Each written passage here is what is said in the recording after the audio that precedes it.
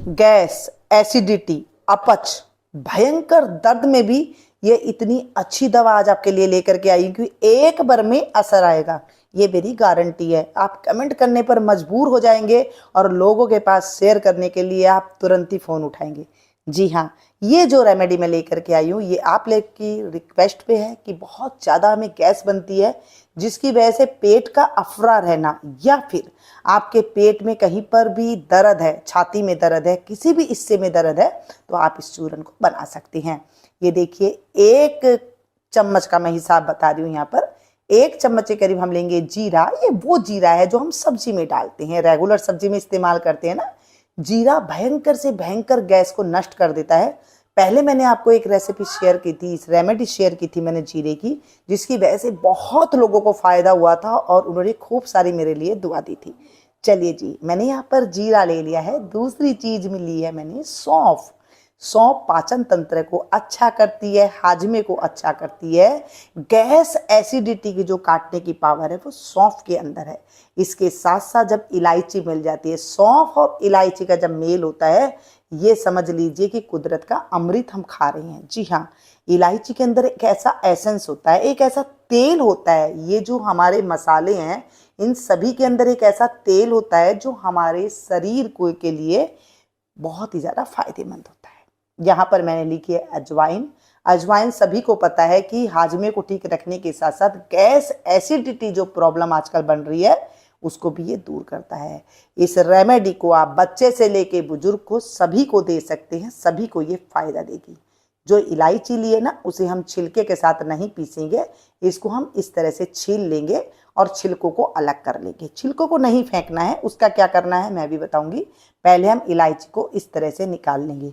इलायची लेती टाइम पे आपको ध्यान रखना है कि हरी हरी ताज़ा ताज़ा इलायची हो। कई बार सूखी सूखी पीली पीली इलायची होती है ना, वो नहीं लीजिएगा।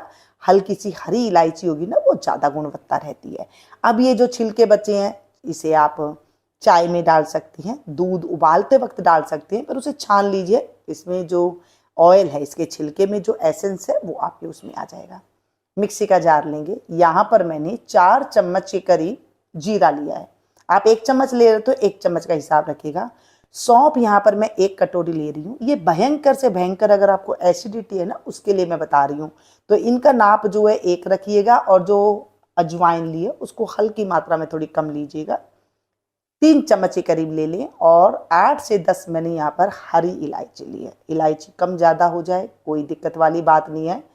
इन सबको हम महीन पेस्ट पीस लेंगे। देखिए, सौंफ की मात्रा भी आप ज़्यादा कम कर सकते हैं, लेकिन जो भयंकर गैस बनती है ना, इसकी काट अगर इसी क्वांटिटी के साथ आप बनाते हैं इस चूरन को, तो उसमें ये इतना ही फायदा देगी। अब इसमें डालेंगे हम काला नमक, है ना, ब्लैक सॉल्ट। ये जब अजवाइन के साथ मिलता है तो ये गैस की जो पावर कहीं पर नस नाड़ियों में चली जाती है ना, वहाँ पर ये जा करके उसको काटना शुरू कर देता है। और इनको हम नमक डाल करके भी एक बार पीस लेंगे ताकि एकदम ये फाइन पाउडर हो जाए। जो नस नाड़ियों के अंदर गैस दब जाती है या किसी भी प्रकार की नस दब जाती है, उसके अंदर ये बड़ा काम देता है। बीपी हाई रहता है, थोड़ा कम नमक डालिएगा, और बीपी लो रहता है तो आप इसके हिसाब से नमक डाल लें। जितना आपको नमकीन चाहिए इतना ज़्यादा डाल सकती हैं आप इसे।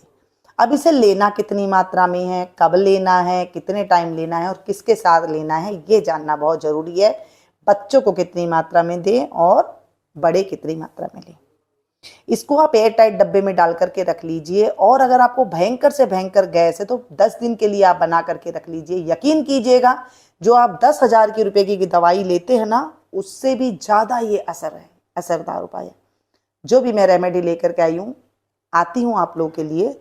बड़े बुजुर्ग के जो हमारे नियम अपनाते थे, जो बड़े बुजुर्ग दिया करते थे, वही रेमेडी लेकर के आती हूँ। कोई फालतू रेमेडी नहीं लेकर के आती हूँ कि वो आपके शरीर को नुकसान करे।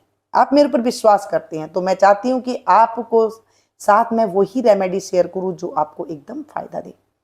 1 गिलास पानी हल्का सा गुनगुना हो या ताज़ा नलके का हो, वो ले लें और 1 चम्मच भर के, जिसे भयंकर एसिडिटी है, आप उसे दे सकते हैं। बच्चों के लिए कितनी दे, ये आधी चम्मच इतनी आपको लेनी है और इसे बच्चों को देना है। सेम ऐसे ही गिलास के साथ देना है। अब बात आती है कि कितना टाइम देना है। 2 टाइम आपको देना है। सुबह सवेरे आप इसे खाली पेट दे सकती हैं और शाम को जब आप खाना खा लें उसके बाद ले सकते हैं, या खाना खाने से पहले भी इसे आप ले सकती हैं।